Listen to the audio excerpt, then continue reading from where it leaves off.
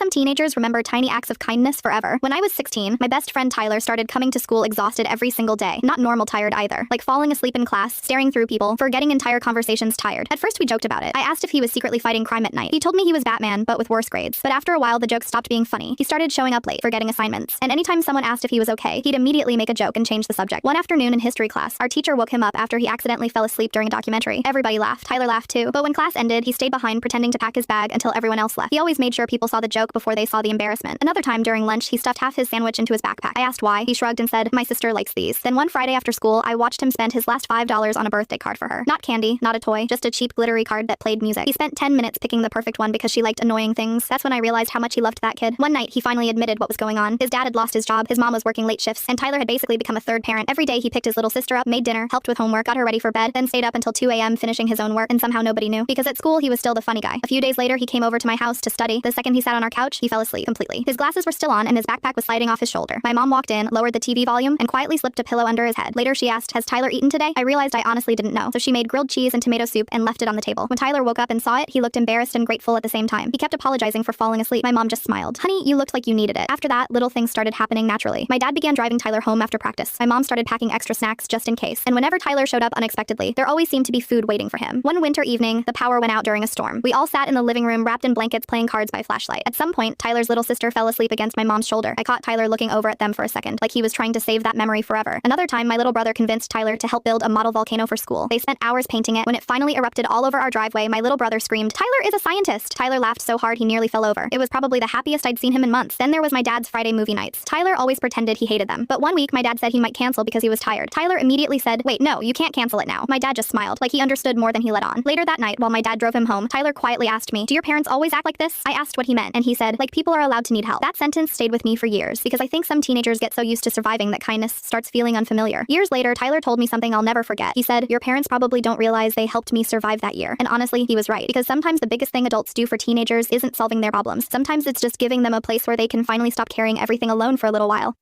Why do some teenagers remember tiny acts of kindness?